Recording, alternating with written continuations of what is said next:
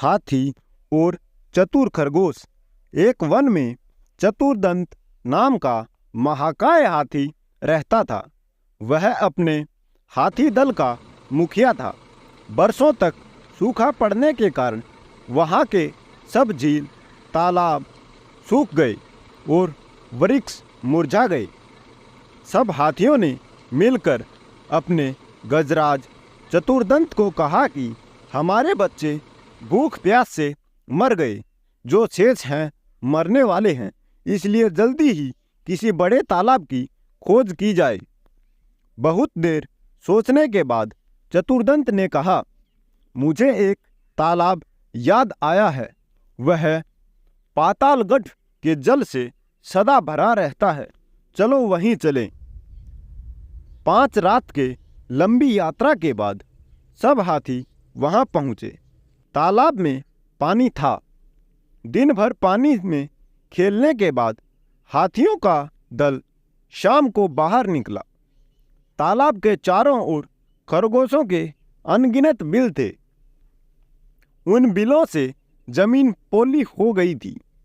हाथियों के पैरों से वे सब बिल टूट फूट गए। बहुत से खरगोश भी हाथियों के पैरों से कुचले गए। किसी की गर्दन टूट गई, किसी का पैर टूट गया, बहुत से मर भी गए। हाथियों के वापस चले जाने के बाद उन बिलों में रहने वाले खरगोश लहूलुहान बिल से बाहर निकले और अपनी खरगोशों की बैठक की। उसमें स्वर्गवासी खरगोशों की स्मृति में दुख प्रकट किया और भविष्य के संकट का उपाय सोचा गया। उन्होंने सोचा, आसपास अन्यत्र कहीं जल न होने के कारण ये हाथी अब हर रोज इसी तालाब में आया करेंगे और उनके बिलों को अपने पैरों से रौंदा करेंगे।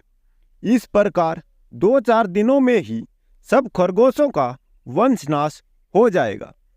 हाथी का स्पर्श ही इतना भयंकर है कि जितना सांप का सूंघना। इस संकट से बचाने का उपाय सोचते सोचते एक ने सुझाव रखा, हमें अब इस स्थान को छोड़कर अन्य देश में चले जाना चाहिए। यह परित्याग ही सर्वश्रेष्ठ नीति है। एक का परित्याग परिवार के लिए, परिवार और गांव के लिए, गांव का शहर के लिए और संपूर्ण पृथ्वी का परित्याग अपनी रक्षा के लिए करना पड़े तो भी कर देना चाहिए। किंतु दूसरे खरगोश ने कहा, हम तो अपने पूर्वजों की भूमि को नहीं छोड़ेंगे। कुछ ने उपाय सुझाया कि खरगोशों की ओर से एक चतुर दूत हाथियों के दलपति के पास भेजा जाए।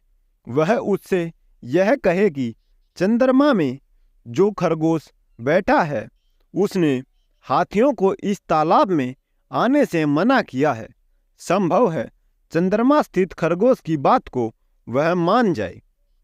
बहुत विचार के बाद लंबकर्ण नाम के खरगोश को दूत बनाकर हाथियों के पास भेजा गया। लंबकर्ण भी तालाब के रास्ते में एक ऊंचे टीले पर बैठ गया और जब हाथियों का झुंड वहां आया तो वह बोला, यह तालाब चांद का अपना तालाब है, यहां मत आया करो। गजराज, तू कौन? लंबकर्ण, मैं चांद में रहने वाला खरगोश हूं। भगवान चंद्र ने मुझे तुम्हारे पास यह कहने के लिए भेजा है कि इस तालाब में तुम मत आया करो। गजराज ने कहा, जिस भगवान चंद्र का तुम संदेश लाए हो वह इस समय कहाँ है? लंबकर्ण, इस समय वह तालाब में है। कल तुमने खरगोशों के बिलों का नाश कर दिया। आज वे खरगोशों की विनती सुनकर यहाँ आए हैं। उन्हीं ने मुझे तुम्हारे पास भेजा है। गजराज, ऐसा ही है तो मुझे उनके दर्शन करा दो, मैं उन्हें प्रणाम करके वापस चला जाऊंगा।